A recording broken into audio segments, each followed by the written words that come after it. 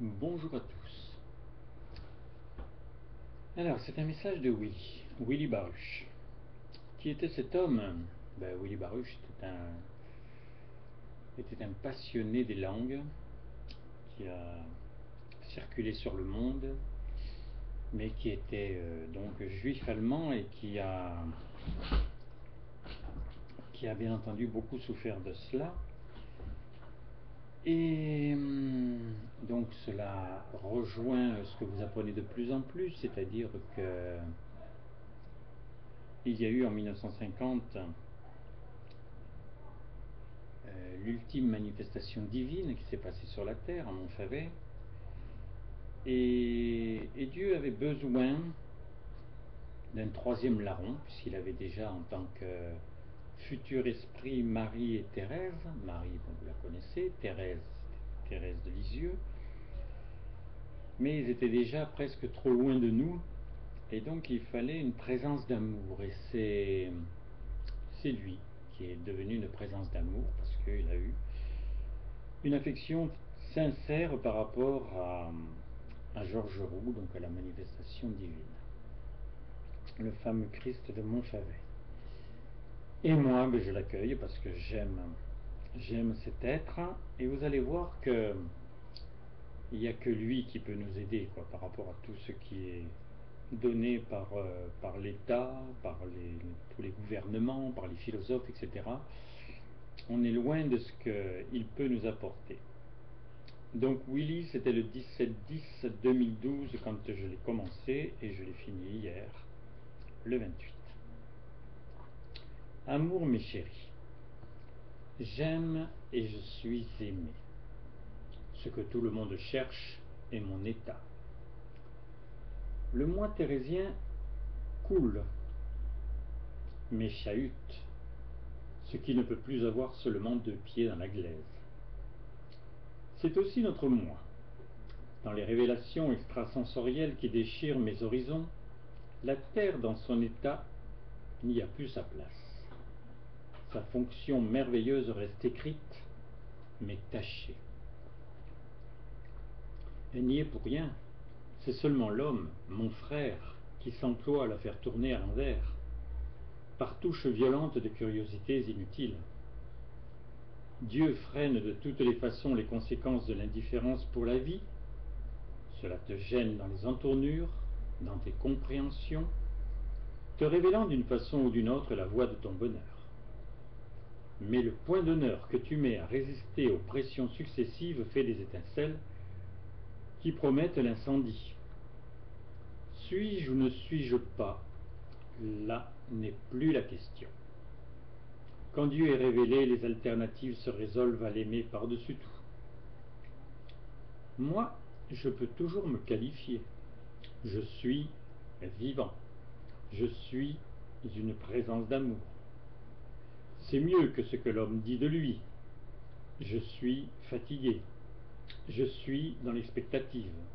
Je suis incompris.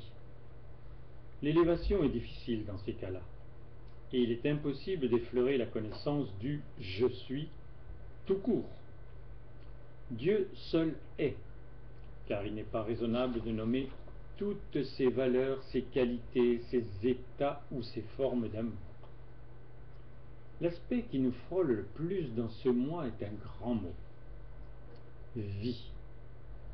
En oubliant le contraste, j'en connus l'enthousiasme, les révélations, la source et l'arbre qu'elle génère. Je l'ai tellement aimé que Dieu a trouvé bon que je sois le président de la fête qu'il a fêtée. Avoir vaincu la mort suffisait, affectivement, à servir toutes les grâces du vivant. Des vivants, car il s'agissait de personnes liées par le sang ou l'émotion à l'ultime manifestation divine. Joseph nous faisait bien remonter aussi à 2000 ans. Pour ma part, la bulle ne s'agrandissait point au-delà. Mais entendre peu ou prou ses présences en étant le relais pour les sensibilités présentes était une source de joie non commune et sûrement pas appréciée au niveau du miracle. L'esprit est omniprésent et maintient la faculté. Les jours de la fête de la vie sont les fenêtres grandes ouvertes de vos proches disparus. Et vos dialogues faciles peuvent vous faire ressentir et entendre l'ami, le parent ou l'enfant qui vit toujours, maintenu par l'affection réelle que vous lui portez. C'est une aide colossale pour franchir, je vous dirai, tous les murs du son. L'amour jouant son rôle naturel d'abolir les distances et les natures pour permettre l'échange affectueux hors les cadres. Je suis présent et le serai. Le voyage a commencé qui doit vous découvrir des paysages inconnus et les vitesses de l'omniprésence. Si nous possédons tous un point commun, c'est bien le fait d'avoir pleuré quelqu'un qui vous était cher. Nous pouvons d'ailleurs nous servir de cette peine pour nous sentir et nous savoir tous frères. Autant que tout homme a les mêmes larmes transparentes et le même rouge sang. Je sais l'aide que je suis pour vous. D'abord parce que je vous aime, mais surtout parce que je fais partie de vos générations et que j'étais loin d'être surdoué. Je pourrais être votre espoir, mais je préfère votre conviction. J'ai transpercé en fait peu de choses en m'envolant. Le besoin de Dieu créant ma fonction pour un service, je vous assure, non compris. Comment concevoir, quand on dépasse les toits, que l'on va rester proche de tous ceux que l'on quitte pour les aider? L'hiver le plus froid, c'est l'absence. Je me vois bien en printemps. Celui des Arabes n'est encore qu'en bourgeon. Dieu est tellement obligé de laisser libre. Moi, je sais que je m'adresse à des bonnes volontés. Et vous aider dans le plaisir d'une communication avec ceux que vous ne voulez pas oublier me plaît. Le profit doit être pour vous comme pour moi de former le goût pour qu'il soit transmissible avant d'être fécondé. Et il n'y a pas besoin d'une masse. Quelques feux non follets peuvent suffire à réchauffer la fraîche espérance d'une fugace croyance. Depuis que le monde est monde, personne n'a réalisé ce que Dieu a fait pour eux. Et ils sont rares aujourd'hui ceux qui sont clairvoyants à ce sujet. Les excuses, les têtes de Turc ou le hasard ont encore de beaux jours devant eux. Bien qu'ils se minent des traits de la vérité, que l'on est responsable de ce qui nous advient. Une fois vu le négatif qui peut se changer à volonté, je vous aimerai appréciant vos qualités, vos réussites, vos remises en question, l'amour que vous choisissez d'animer en vous. Si vous êtes nés pour être des dieux, il doit bien y avoir déjà un arc-en-ciel qui ne demande qu'à synthétiser la lumière.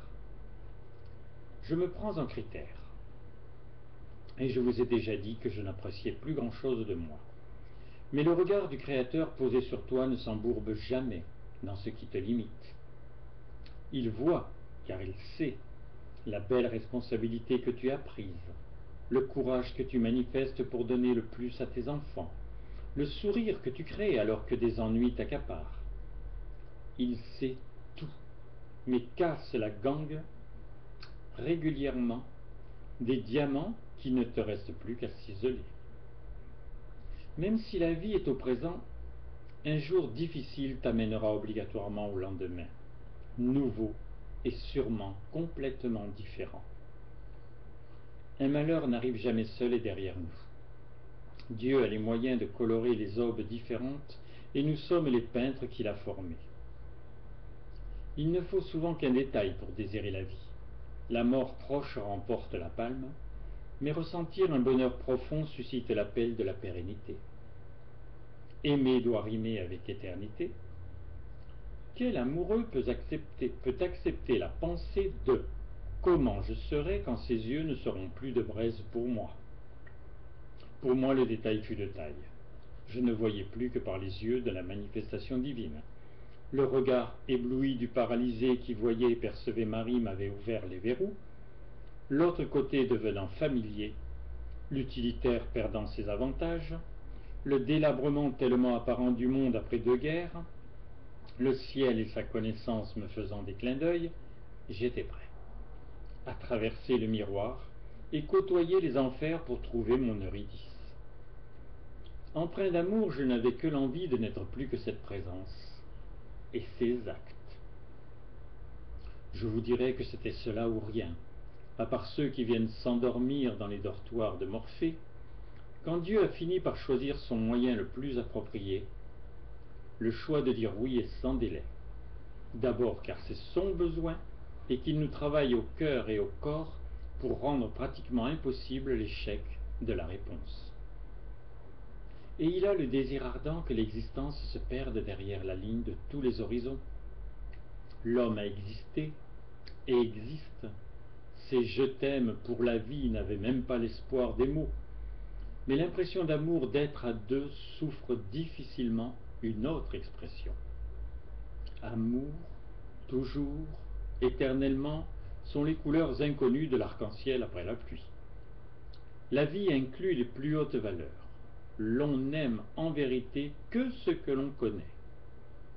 De moi, avec quelques informations, vous pouvez faire le tour. L'Éternel n'est abordable que par l'amour que nous lui portons. Le degré d'intensité donne l'ampleur de la connaissance. Les plus ou moins curieux s'enorgueillissent facilement des diverses perches intercontinentales et épisodiques que Dieu a tendues suivant les cultures et les patrimoines. Bien sûr que traversant les temps, la science de son œuvre peut faire l'unanimité, mais qui veut le connaître lui, le désirer, l'aimer? Sa personne reste un mystère. Jésus, Brahma, Vishnu, Mahomet n'ont laissé transpirer que l'utile.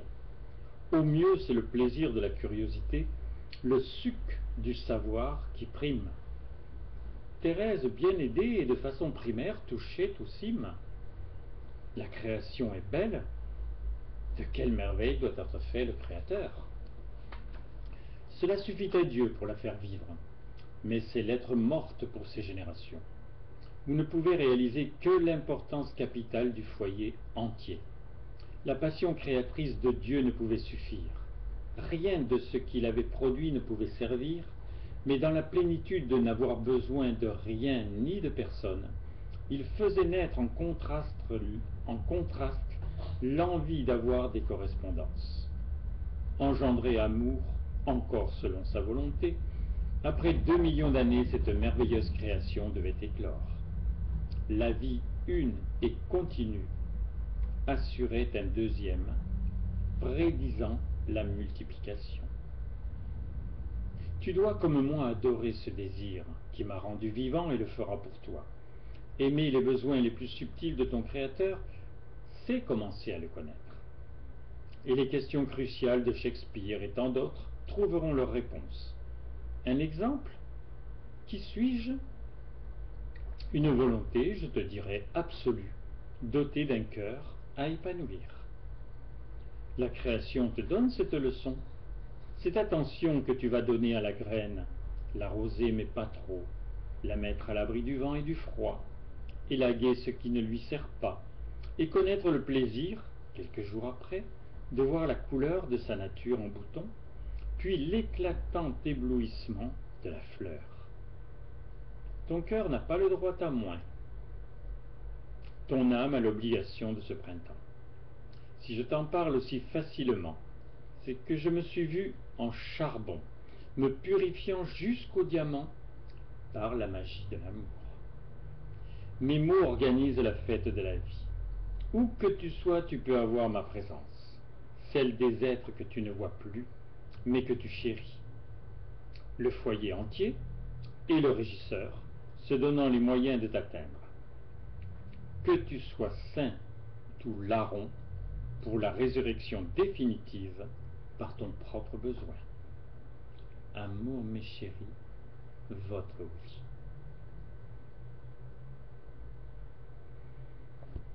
Voilà, mettez des commentaires, je reconnais que c'est spécial, mais reconnais aussi que c'est vraiment quelque chose qui peut nous aider à grandir, à comprendre, à nous former et surtout à dépasser ces limites qu'on accepte si facilement.